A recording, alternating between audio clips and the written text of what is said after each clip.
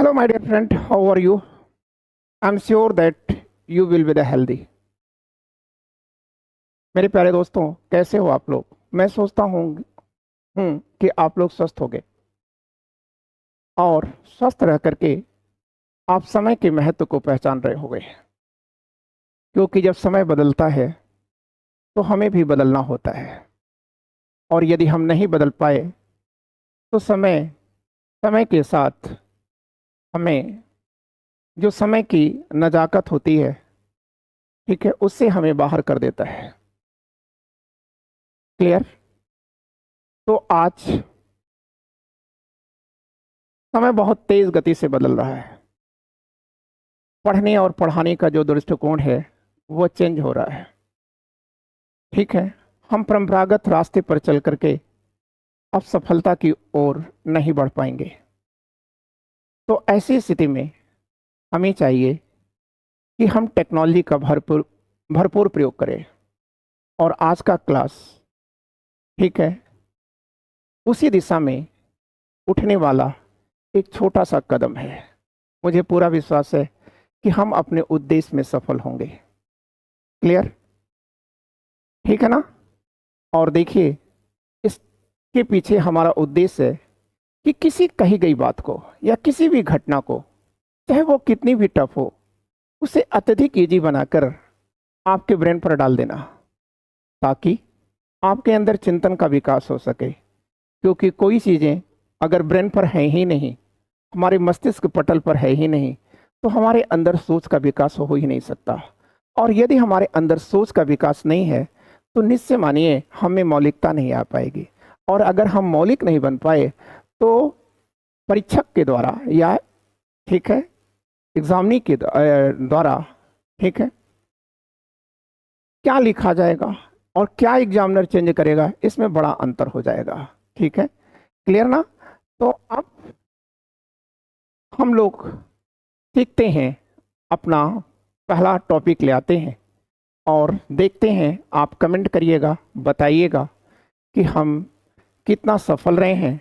और अगर हम सफल हों, अगर आपको लगता है कि नहीं, ये वास्तव में अपने आप में, ठीक है, अब तक की दुनिया में एक नया प्रयोग है, तो आप इसे पसंद करिएगा, दूसरों को बताइएगा, ताकि मुझे आगे कार्य करने के लिए, ठीक है, आपके द्वारा एक ज़बरदस्त प्रोत्साहन मिले। ठीक है, तो आगे आइए, चलते हैं आगे हम लोग। तो अब आप देखें क्या लिखा जा रहा है। ये लिखा जा रहा है कि हम इसके अंदर आपको बताने जा रहे हैं एक किंगडम की बातें, ठीक है, जो एम्पायर में बदल रहा है। मतलब कह रहा है from a kingdom to an empire. ठीक है, एक राज्य से साम्राज्य की ओर। ठीक है, तो यहां हमको यह तो जानना होगा ना कि किंगडम होता क्या है। ठीक है, और यह एम्पायर में कैसे चेंज करता है और एम्पायर क्या है। तो देखिए, अमूमन लोग इसे बड़े संकीर्ण रूप में ले लेते हैं कि एम्पायर का मतलब जब कोई देश किसी देश पर राजनीतिक रूप से सैनिक शक्तियों के द्वारा कब्जा कर लेता है तो उसी को एम्पायर कहते हैं। ये सब चीजें एक बेबी टॉक्स हैं, आप याद रखिएगा।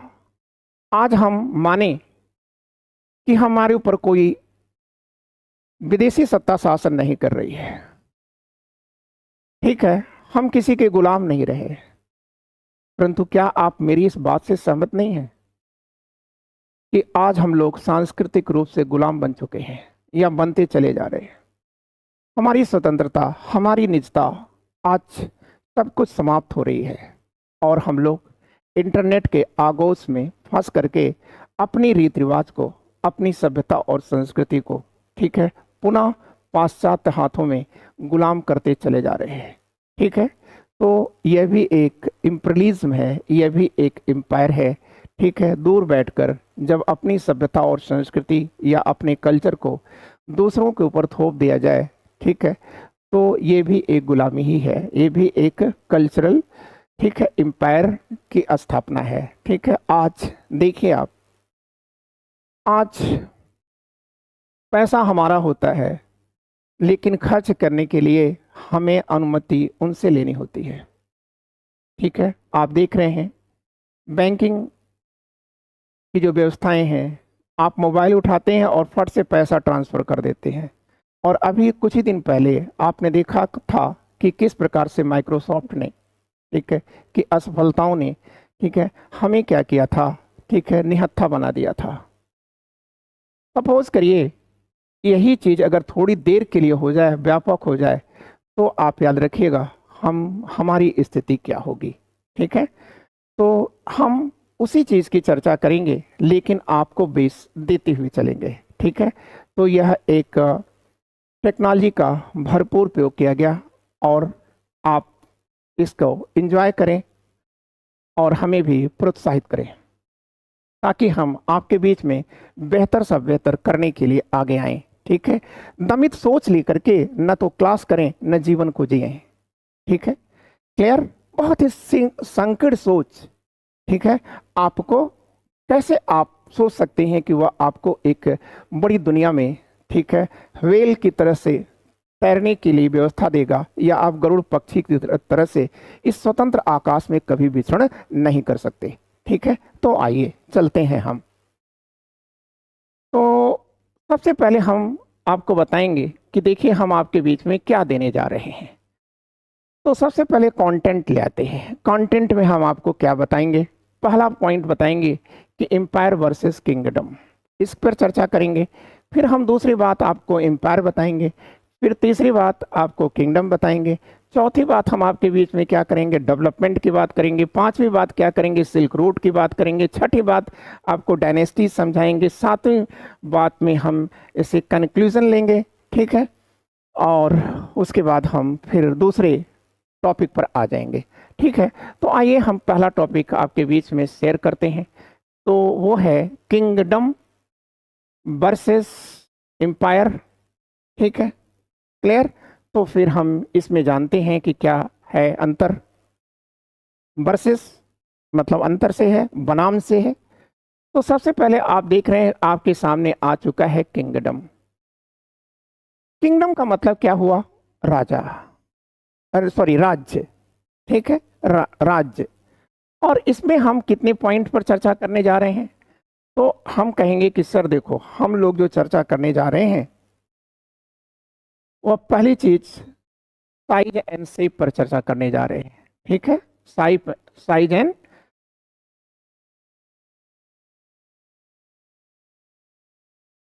एंड शेप पर चर्चा करेंगे ना।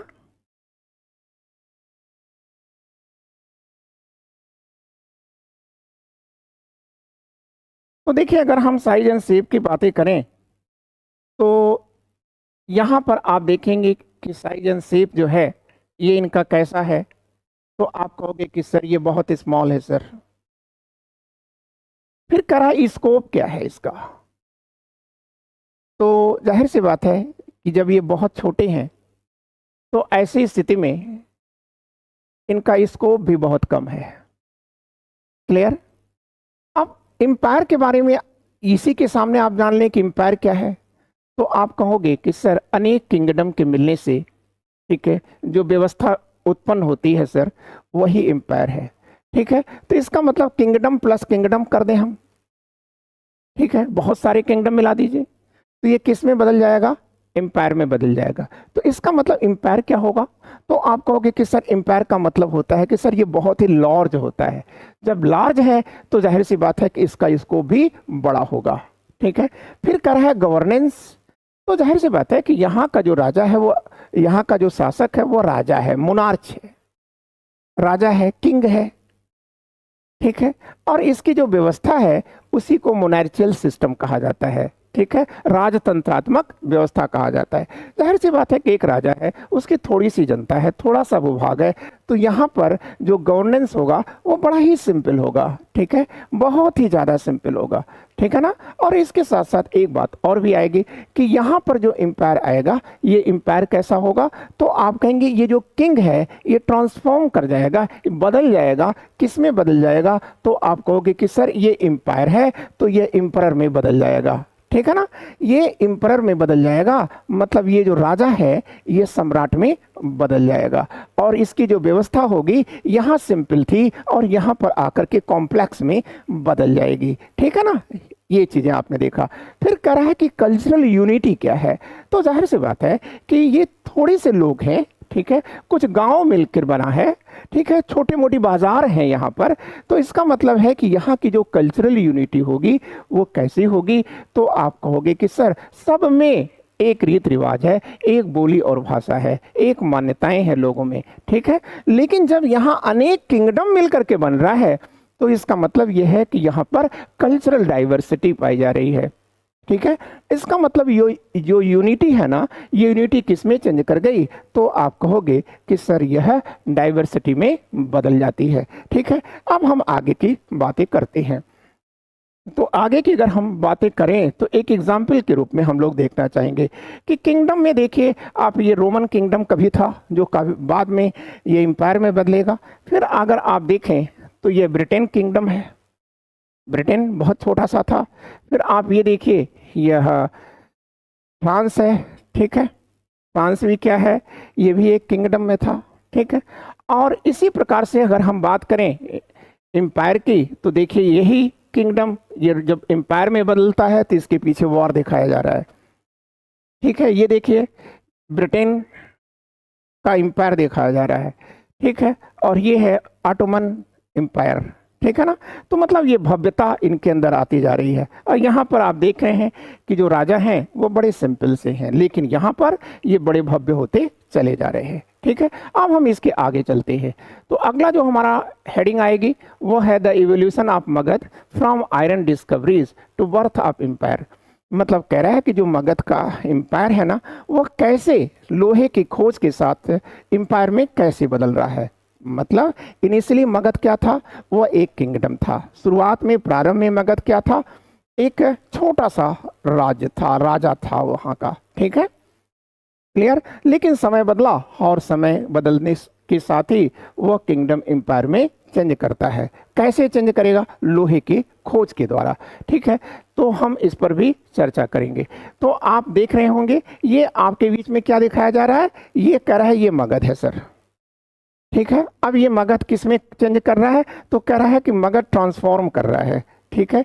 और ये ट्रांसफॉर्म किस में कर रहा है, आप ये देखो, ये देखिए ये एम्पायर हो गया, यहाँ पर आकर के ये एम्पायर हो गया, मौर्यन एम्पायर हो गया, ठीक है। कितना बड़ा हुआ, पहले तो कहाँ से शुरू हुआ था इसकी यात्रा, इसकी यात्रा बहुत ही छोटे कदमों से शुरू हुई थी। लेकिन यहाँ पर आकर के क्या हो रहा है, तो आप देख रहे हैं कि थोड़ा सा क्षेत्र दिखाया जा रहा है कि ये चीजें इधर बच गई, इधर नॉर्थ ईस्ट बच गया, ठीक है। और इधर आप देख रहे हैं कि यह अफगानिस्तान या ईरान की सीमाओं पर पहुंच रहा है, ठीक है। यहाँ पर आप देखेंगे थोड़ा सा कलिंग, काफी विवादास्पद चीजें हैं, ठीक है। तो इस प्रकार से आप देखें कि मगध का जो विकास हुआ था वो एक बहुत ही छोटे स्टेप से हुआ था, लेकिन इसको ट्रांसफॉर्म किस में कर रहा है, तो आप कहेंगे मौर्य एम्पायर में बदल रहा है। तो आप समझ गए होंगे। और आप याद रखिएगा ज्ञात भारतीय इतिहास, ज्ञात जो भारतीय इतिहास है उसका पहला एम्पायर क्या है, तो आप कहेंगे कि सर मौर्य एम्पायर है, ठीक है ना। किंगडम तो बहुत है, 16 गिनाए जाते हैं, लेकिन एम्पायर पहला कौन हुआ, मौर्य एम्पायर हुआ, ठीक है ना, क्लियर। अब इसके बाद आपने ये भी चीज समझ लिया होगा कि मगध, ठीक है, कैसे एम्पायर में बदल रहा है, अरे बदला है, लेकिन कैसे बदलेगा वो आप आगे देखें, ठीक है। तो आगे देखने के लिए आप देखिए, सबसे पहले आप इतनी सी बातें देखिए। यहां पर देखिए किंगडम लिखा है, ये देखिए मगध दिखाया जा रहा है, ये मगध है, ये किंगडम है आपका, ठीक है। अब ये जो है ये क्या पहन रहा है, एक छोटा सा क्राउन पहनता है, ताज पहनता है, ठीक है। इसके पास क्या है, ठीक है, दंड देने की क्षमता है। और ये थोड़े से गांवों पर और थोड़े से शहरों पर, ठीक है, क्या कर रहा है, अपने जीवन का संचालन करता है, अपने सिस्टम को संचालित कर रहा है, ठीक है। अब यहां पर देखिए, पुनः आप इस मैटर को जोड़िए, ठीक है। तो देखिए किंगडम ये है मगध, ठीक है ना, क्लियर? ये किंगडम है मगध का, ठीक है। ये देखिए, ये छोटे में आपको दिखाया जा रहा है। अब यहाँ का जो किंगडम का ये जो राजा दिखाया जा रहा है, ठीक है, क्राउन है, ये बहुत ही सामान्य सा है। ये क्या करता है, इसके अधीन कुछ गांव है और ये कुछ नगर है, ठीक है। इन्हीं पर ये शासन करता था, ठीक है। शासन का प्रतीक क्या है, ये, ठीक है, डंडा है, ठीक है। अब ये कह रहा है कि लेकिन ये जो राजा है ना, इसकी जो आय का स्रोत है, ये आय का स्रोत कह रहा है कि सर नजराना है और ये कर है, ठीक है। नजराना और टैक्स के माध्यम से ये ट्राइब्यूट प्लस टैक्स से इसका खर्च चलता था। तो इसका मतलब कह रहा है कि जो इसका मतलब सोर्स ऑफ इनकम है, ये क्या है, बहुत ही हल्का है, मतलब काफ़ी लिमिट है, ठीक है, बहुत ही छोटा है, ठीक है। अब आगे हम देखते हैं। तो अगर हम आगे देखें तो हमारे सामने एक व्यवस्था और आ जाती है। क्या देखते हैं आप ये देखेंगे कि सर लेकिन ये देखिए, यहाँ पर आपको ये इससे दिखाया जा रहा है कि यहाँ लोहा आ चुका है। जब लोहा आएगा तो मनुष्य ने क्या किया, ठीक है, कि लोहे का प्रयोग करते हुए उसने क्या किया, अपने खेतों की जुताई किया। जब खेतों की जुताई किया, ठीक है, पड़ोसियों को हराया, उसके पूरे लैंड को एक्वायर्ड किया, और लैंड को एक्वायर्ड करने के लिए, ठीक है, करने के बाद उसने क्या किया, तो आप कहोगे कि सर ये फार्मिंग करता है। जब ये फार्मिंग करता है तो अब ये क्या करेगा, लोहे के द्वारा फार्मिंग करेगा ना। तो जब ये फार्मिंग करेगा तो यहाँ मैक्सिमम प्रोडक्शन ले जाएगा। क्या लेके जा रहा है, तो कह रहा है कि मैक्सिमम सर प्रोडक्शन लेके जा रहा है। यहाँ पर आपको दिखाया जा रहा है, जब ये मैक्सिमम प्रोडक्शन करेगा तो यहाँ पर ट्रेड एंड कॉमर्स आएगा, ठीक है। देखिए ये एक बाजार को दिखाया जा रहा है, ठीक है। अब जब ये बाजार बन गई तो कह रहा है कि जब ये बाजार बनेगी तो सर यहाँ एक प्रॉब्लम आएगी। वो क्या प्रॉब्लम आएगी, तो कह रहा है कि देखो ये जो तराजू है, ये तराजू एक तरफ से झुक जा रहा है। क्यों झुक जा रहा है, ये क्या दिखा रहा है, कह रहा है कि अमीरी और गरीबी आ जाएगी। जब अमीरी और गरीबी आएगी तो जाहिर सी बात है कि समाज में जब भी विषमता आती है, ठीक है, तो समाज में शांति खत्म हो जाती है। तो इसका मतलब यहाँ पर लड़ाई होगी। जब यहाँ पर लड़ाई होगी, ठीक है, तो ये जो वर्ग है, जो संपत्तिशाली वर्ग है, लूजर तो यही होगा ना, ठीक है। क्योंकि इन गरीबों के पास खोने के लिए क्या है, इनके पास जनसंख्या है, लेकिन इनके पास क्या है, तो आप कहोगे कि सर इनके पास बहुत कुछ है, ठीक है, जिसको ये खो जाएंगे। तो अब ये लोग क्या करेंगे, अपने बचाव के लिए ये राजा के पास जाएंगे। राजा इनसे कहेगा कि भाई हम आपकी सिक्योरिटी लेंगे, लेकिन इसके बदले आप हमें पैसा दो। तो वो पैसे के लिए फिर वो टैक्स नियमित होने लगेगा, ठीक है। जब ये टैक्स नियमित होगा तो इसी टैक्स से वो सेना बना देगा, ठीक है। यहां तक आप मैटर को समझ चुके होंगे। जब यहां आप समझ गए तब आपको एक बात और याद रखना है, ठीक है, कि जब राजा के पास पैसा ज्यादा होगा, क्यों पैसा ज्यादा होगा, क्योंकि एरिया, मतलब अब वो क्या करेगा, टैक्स उसके पास ज्यादा आ रहा है, ठीक है। जब टैक्स आ जाएगा तो वो करेगा क्या, एक टॉप क्लास की ब्यूरोक्रेसी बनाएगा, सेना बना लेगा, और उसका परिणाम क्या होगा कि राजा जो है ये महत्वाकांक्षी होने लगेगा। और महत्वाकांक्षी होने के बाद क्या करेगा, अपने इन ऑफिशियल्स का और अपनी इस फौज का प्रयोग वो कहाँ करेगा, तो कह रहा है कि सर ये पैसा दिखा रहा है, ठीक है। तो अब इसका प्रयोग वो कहाँ करेगा, तो आप कहोगे कि सर वो एक जगह करेगा, अपनी जो साम्राज्य की सीमाएं हैं उस साम्राज्य की सीमाओं को वो व्यापक करता हुआ चला जाएगा, ठीक है, क्लियर। और उसका परिणाम आएगा मौर्य एम्पायर, ठीक है। फिर से आप देखिए, ये छोटा सा है, फिर से मैं मैटर को रिपीट कर रहा हूं, ये छोटा सा मगध, छोटा सा राजा, और इसके अधीन एक छोटा सा गांव, छोटे से शहर, ये मिलकर के हैं। तो इसका मतलब वही राज्य बनता है, वही किंगडम बनता है। फिर यहाँ का जो राजा है इसकी इनकम बहुत कम है, क्योंकि छोटा क्षेत्र है, टैक्स कम है, नजराने से ये इसकी जिंदगी चलती है। लेकिन लोहा आ गया, लोहे से का पहला प्रयोग मनुष्य ने कहाँ किया, संहार के लिए किया, पड़ोसियों के ऊपर अटैक किया, उसको, उसके भूभाग को जीता। उसके बाद उसी समय वो दूसरा काम कर रहा है। वो क्या काम कर रहा है, तो आप कहोगे कि सर वो जमीनों को, ठीक है, जोत रहा है, उसमें फसलें बो रहा है। तो जाहिर सी बात है कि यहाँ पर अधिकतम उत्पादन होगा, मैक्सिमम प्रोडक्शन आएगा। जब मैक्सिमम प्रोडक्शन आएगा तो मैक्सिमम सेविंग भी आएगी। अब यही जो सेविंग है ये क्या करेगा, सरप्लस जो आउटपुट आया, यही सरप्लस आउटपुट क्या करेगा, ये बाजार को जन्म देगा। जब बाजार बनेगी तो जाहिर सी बात है कि एक जो वर्ग जो है, ठीक है, ये संपत्तिशाली हो जाएगा और दूसरा ये गरीब हो जाएगा। और इस प्रकार से जो समाज में ताना बाना था, अब इसमें क्या आ जाएगा, विषमता आ जाएगी। और जिस समाज में विषमताएं ज्यादा होती हैं उस समाज में शांति नहीं होती, संघर्ष होता है। और उस संघर्ष में हारता कौन है, जाहिर सी बात है जिसके पास हैप्स है, जिसके पास खोने के लिए है, वही खोएगा। इसका मतलब ये है कि ये जो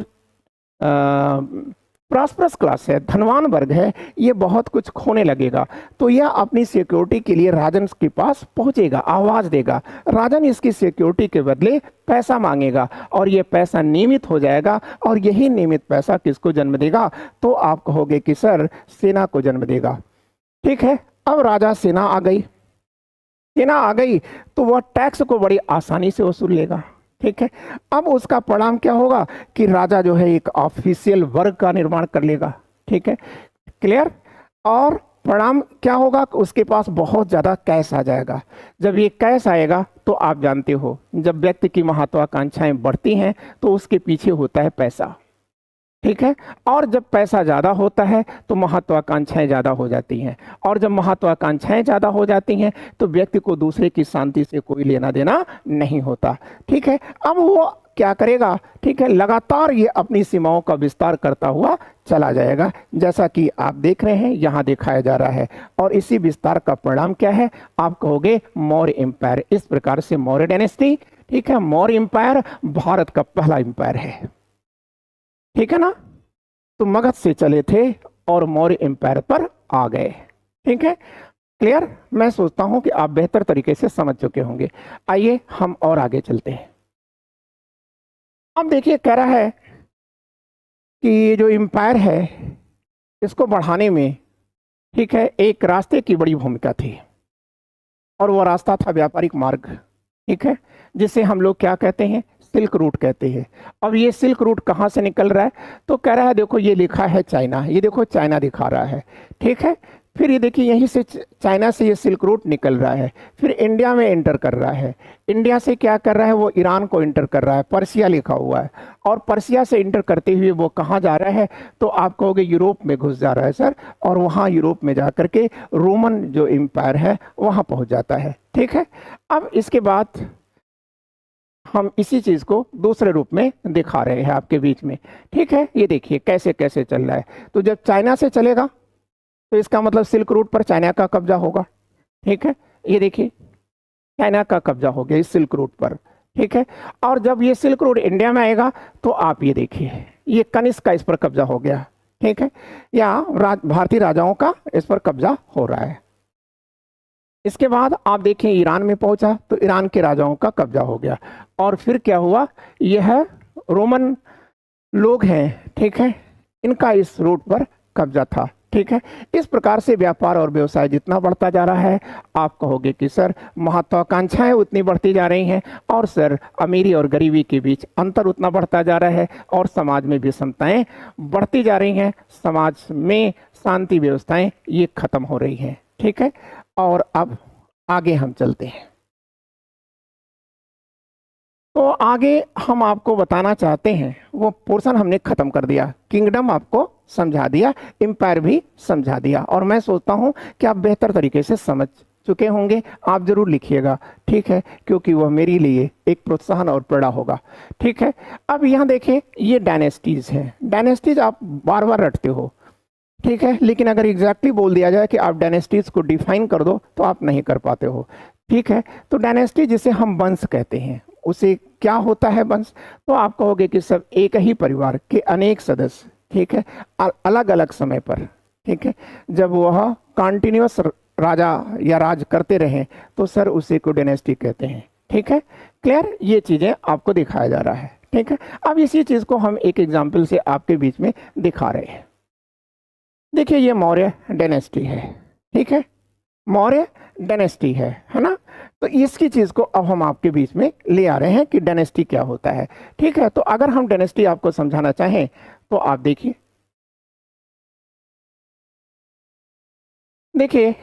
ये मौर्य डायनेस्टी का जो फाउंडर है वो कौन है? चंद्रगुप्त मौर्य है। चंद्रगुप्त मौर्य के बाद इसका जो बेटा आएगा वो है बिंदुसार। ठीक है ना, आप याद रखिएगा सीक्वेंस। और इसके बाद बिंदुसार के बाद कौन आ रहा है? तो आप कहोगे कि सर अशोक आ रहा है। अशोक के बाद कौन आएगा? तो आप कहोगे कि सर उसका बेटा आएगा, अशोक का बेटा, मतलब चंद्रगुप्त का बेटा बिंदुसार, बिंदुसार का बेटा अशोक, अशोक का बेटा कुणाल, और कुणाल के बाद दशरथ आ रहा है, कुणाल का बेटा दशरथ।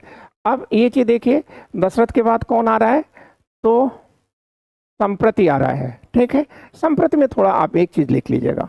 ठीक है, क्या लिखेंगे? तो आप देखिए, संप्रति और ये चंद्रगुप्त मौर्य, ठीक है, ये मौर्य डायनेस्टी में दोनों ही जैनी हैं, जैन धर्म के फॉलोअर्स हैं। ठीक है, अब इसके बाद आप अगली बातें कर लें। संपत्ति के बाद कौन आ रहा है?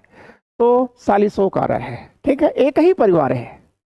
ठीक है, समय बदल रहा है, वो मर रहा है, उसके बाद उसका, ठीक है, भाई भतीजा बेटा ये सत्तासीन हो रहा है, इसी को वंश कहते हैं। अब सालिशोक के बाद देवबर्मन आ रहा है। देवबर्मन के बाद कौन आएगा? तो आप कहोगे कि सर देवबर्मन के बाद, ठीक है, शतधवन आ रहा है। शतधवन के बाद कौन आ रहा है? तो यह अंतिम शासक आया बृहद्रथ। ठीक है, तो इसका मतलब मौर्य डायनेस्टी की यात्रा कहाँ से शुरू होती है? तो आप कहेंगे कि सर चंद्रगुप्त से है, ये एक ही परिवार है। ठीक है, और इसी चंद्रगुप्त के जो वंशज हैं वो हैं, शासन करते रहे, और अंतिम जो वंशज आता है चंद्रगुप्त का वो है बृहद्रथ। ठीक है, क्लियर? और बृहद्रथ ही मौर्य वंश का अंतिम शासक है। ठीक है, जैसे ही बृहद्रथ समाप्त होगा, ठीक है, पुनः भारत का इम्पीरियलिज्म ये समाप्त होगा, और फिर किस में बदल जाएगा? फिर एक छोटी सी किंगडम आ जाएगी जिसे हम लोग सुंग डायनेस्टी के नाम से जाने जाएंगे। देश की जो यूनिटी है, ये यूनिटी एक बार पुनः बिखर जाएगी। ठीक है, आगे चलते हैं। ठीक है, हाँ, एक चीज आप याद रखिएगा, कुणाल को हाईलाइट किया गया है अभी आपके बीच में, तो आप याद रखिएगा कुणाल अशोक का बेटा है। ठीक है, और राजा बनने से पहले ये तक्षशिला का गवर्नर था।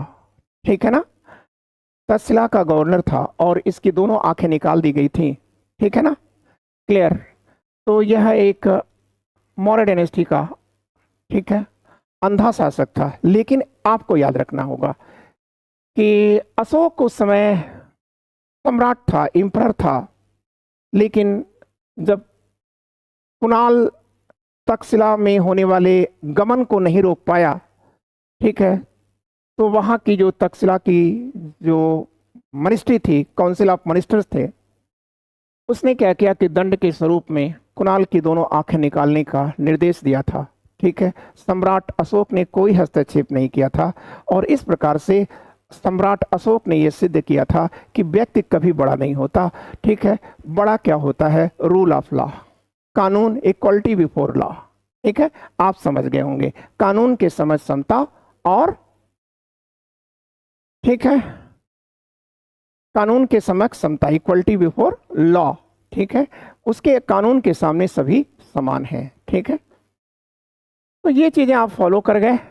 अब आपको एक चीज और देखना है। क्या देखना है? कि देखिए, एम्पायर, जो इम्पीरियलिज्म है ना, ये कैसे व्यापकता में होल्ड करता है। तो ये देखिए, ये चंद्रगुप्त मौर्य है। चंद्रगुप्त मौर्य को बनाने वाला जो बंदा है वो है चाणक्य।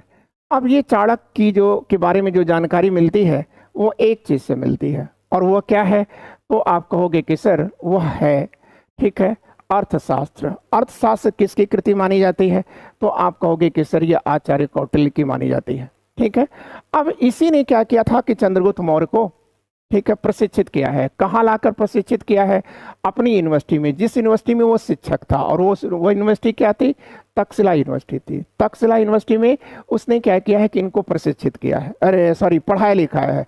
लेकिन इसके बाद इनका जो प्रोवेशन है किसका, चंद्रगुप्त मौर्य का, ये प्रोवेशन कहाँ हुआ है, आप कहोगे कि सर कंबोज में हुआ है, नॉर्थ वेस्ट, मतलब आप कह सकते हैं राजौरी और अफगानिस्तान का जो क्षेत्र है कभी कंबोज के नाम से जाना जाता था। ठीक है, अब यहाँ पर इनको यहाँ प्रशिक्षण क्यों कराया गया, तो आप कहोगे कि सर ये लोग वार लविंग लोग हैं। ठीक है, यहाँ पर युद्ध उद्ध के मतलब प्रयोग हमेशा होते रहते थे। ठीक है ना, अब आप कह दोगे ठीक है कि सर इसके बाद यही जो चंद्रगुप्त मौर्य है इसका ग्रैंड सन आता है। ठीक है, उस ग्रैंड सन का नाम है अशोक। ठीक है, तो ये अशोक क्या करता है, एक वॉर को लॉन्च करता है, जिस वॉर को कहा जाता है कलिंग वॉर। ये देख कलिंग को आपको दिखाया जा रहा है। ठीक है, धौली और जौगढ़ इसकी दो राजधानियां हैं, उत्तरी कलिंग की राजधानी धौली है और दक्षिणी कलिंग की राजधानी जौगढ़ बनाई गई थी। अब प्रश्न आता है कि अशोक ने ऐसा क्यों किया। ठीक है, आप ये मैप देखिए, इस मैप में आप देख रहे हैं कि यहां तक का हिस्सा तो मौर्य एम्पायर है, लेकिन इस पूरे मौर्य एम्पायर में ये चीजें एक वाइट से दिखाई जा रही है और ये कहा जा रहा है कि संभव है कि चंद्रगुप्त मौर्य के काल में ये कलिंग उसके भूभाग में या उसके एम्पायर में शामिल नहीं था। ठीक है, तो जाहिर सी बात है कि इसी कलिंग को अशोक पाना चाहता है। ठीक है, और इसी को पाने के लिए अशोक क्या करता है, कलिंग वॉर को लॉन्च करता है। अशोक इसे पाने के लिए उत्सुक क्यों है, क्योंकि इसके बिना आप यहां नहीं आ सकते थे। मतलब जो साउथ ईस्ट एशिया है, दक्षिण पूर्व एशिया या मसाला द्वीप है, यहाँ आप नहीं आ सकते थे। और अगर ये अशोक के साम्राज्य में आ जाए तो वो बड़े आसानी के साथ, ठीक है, ये साउथ ईस्ट एशिया के जो स्पाइस हैं, ठीक है, वो उन स्पाइस को बड़े आसानी से होल्ड कर सकता है। और इसे पाने के बाद वो पुनः जो सिल्क रूट दर से निकल रहा है, वहाँ से सिल्क रूट के माध्यम से ये ले करके ठंडे देशों या यूरोप के क्षेत्रों में पहुंचा करके अपार धन को अर्जित कर सकता है। इसी महत्वाकांक्षा को लेकर के अशोक ने कलिंग वॉर किया था। ठीक है, क्लियर। अब इस कलिंग वॉर के बाद आपके सामने एक स्ट्रक्चर दिख रहा होगा, एक फोटो दिख रहा होगा। ठीक है, ये फोटो जो लास्ट का है इमेज है, यह इमेज क्या बता रही है कि अशोक निहार रहा है, ठीक, अपलक देख रहा है। क्या देख रहा है कि कलिंग वॉर के बाद वो देखता है कि लाखों लोग, निहत्थे लोग, निर्दोष लोग, मासूम लोग, ठीक है, ये सड़ने और गलने के लिए विवश हो चुके हैं। ठीक है, चारों ओर चीख और पुकार है। इस चीख और पुकार से अशोक की अंतरात्मा में एक बड़ा परिवर्तन आता है। ठीक है, अब ये परिवर्तन को आपके बीच में दिखाया जा रहा है। कैसे दिखाया जा रहा है, आप ये देखिए। कह रहा है कि ये अशोक कलिंग वॉर के बाद, ठीक है, उसके दिल में बड़ा चेंज आता है।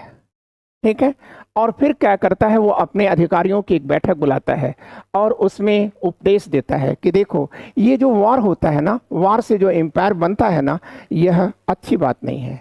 ठीक है, तो वो क्या चाहता है, आप ध्यान दीजिएगा कैसे मैटर चेंज कर रहा है।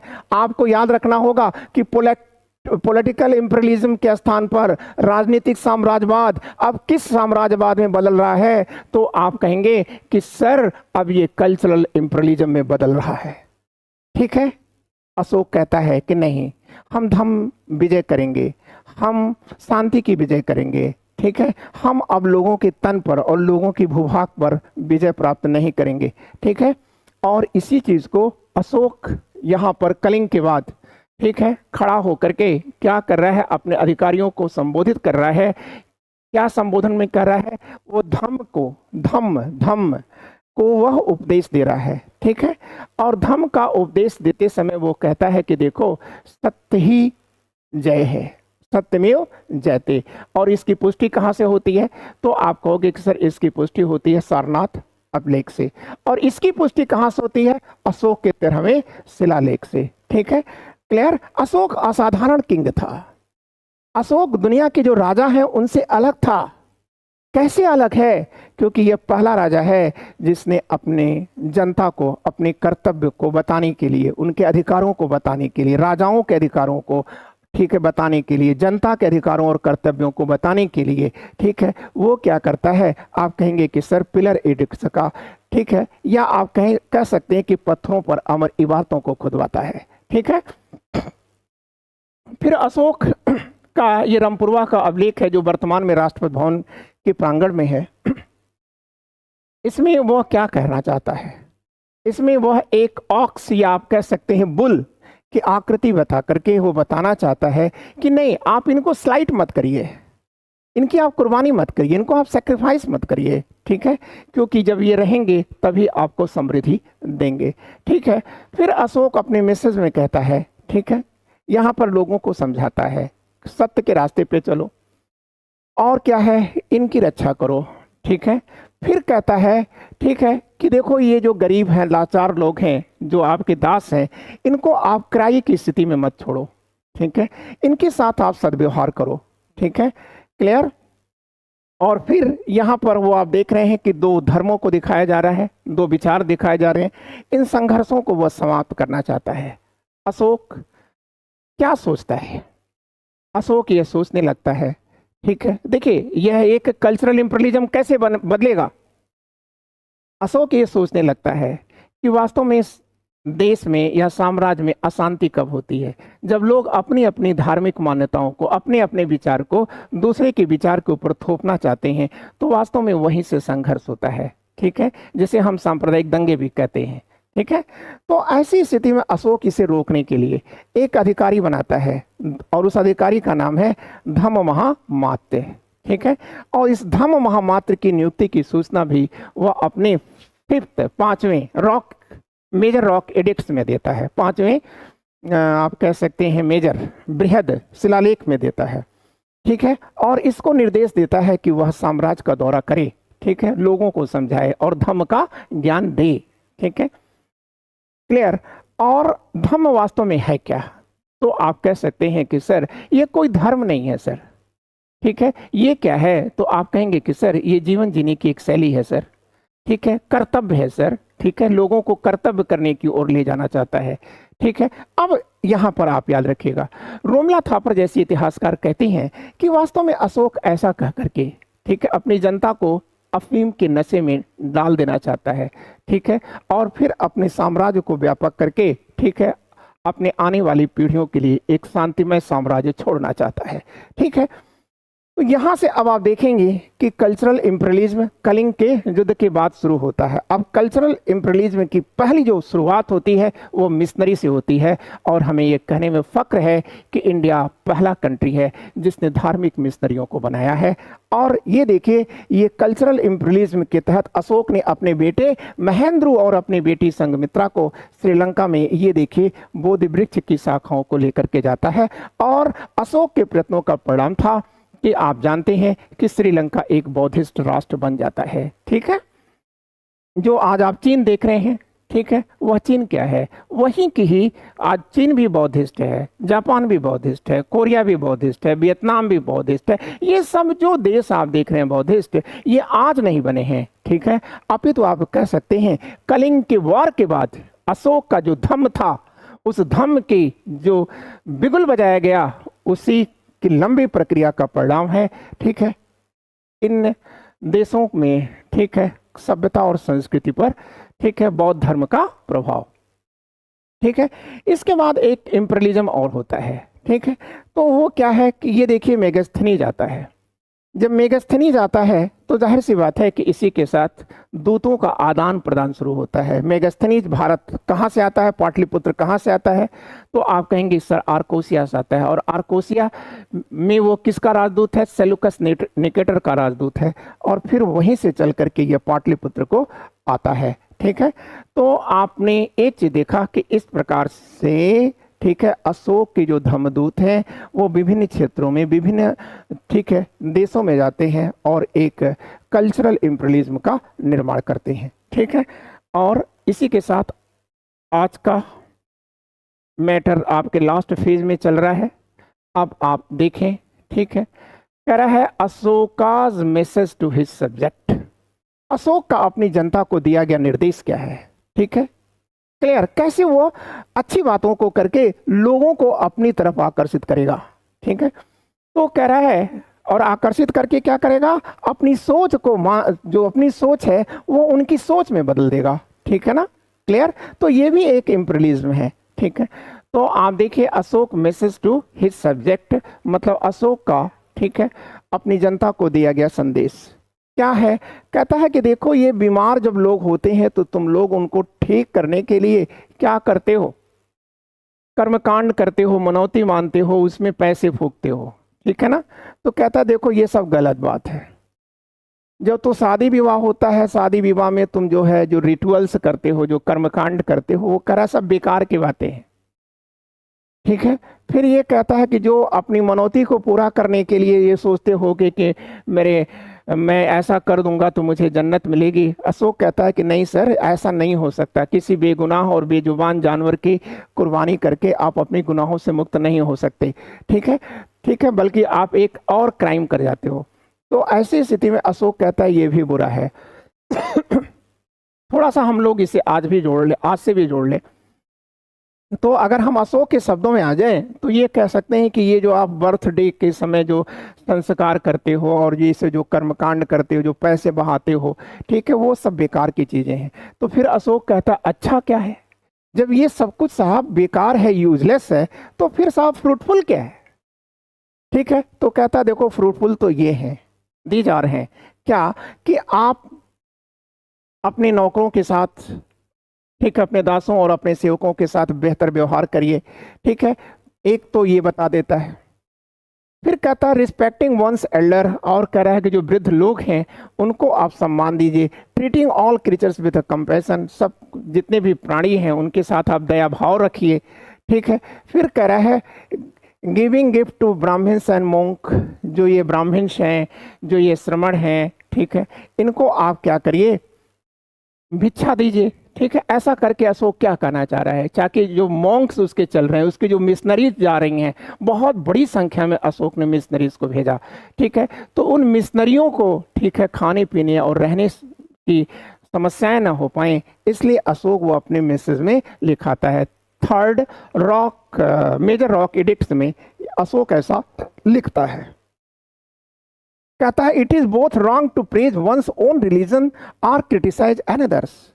कहता है कि देखो दोनों ही बातें गलत हैं, दोनों ही बातें गलत हैं। जब आप अपने धर्म की बड़ाई करते हो और दूसरे धर्म को क्रिटिसाइज्ड करते हो, कह रहा है ये सब चीजें देखो फालतू बातें हैं, सब बेकार की चीजें हैं। फिर कह रहा है each one should respect others religion, और हर आदमी को चाहिए कि वो दूसरों के धर्म का, ठीक है, वो सम्मान करे। If one praise one's own religion while criticising others, ठीक है, मतलब अशोक कहना चाहता है कि देखो अगर आप अपने धर्म की बड़ाई करते हो और अकारण आप दूसरे के धर्म का विरोध कर जाते हो, तो अशोक कहता है कि निश्चय ही मान लो कि आप अपने धर्म का ही अहित कर जाते हो, क्योंकि दुनिया आपको एक चरमपंथी के रूप में मान करके आपसे दूर होती चली जाती है, ठीक है। और यहां पर अब आप सोच लो कि अशोक ने ऐसा मैसेज दे करके, ठीक है, मॉडर्न इंडिया में राजा राम मोहन राय के मानसिक जो क्षितिज है उसको कैसे व्यापक किया था। क्योंकि राजा राम मोहन राय ने हिंदू धर्म का विरोध तो जरूर किया था, हिंदू धर्म के कर्मकांडों का विरोध तो जरूर किया था, लेकिन उन्होंने हिंदू धर्म को छोड़ा नहीं था, अपितु उन्होंने हिंदू धर्म को या वैदिक धर्म को एक संश्लेषित धर्म के रूप में बदलना चाहा था। और इसके लिए उन्होंने क्या किया था कि यही कॉन्सेप्ट ले आया था कि जो दूसरे धर्म में अच्छी बातें हैं उसे हम ले लें, ठीक है, और अपने धर्म को हम एक संश्लेषित धर्म के रूप में बदल जाएं और अपने यहाँ की जो बुराइयां हैं उसको हम छोड़ जाएं, ठीक है।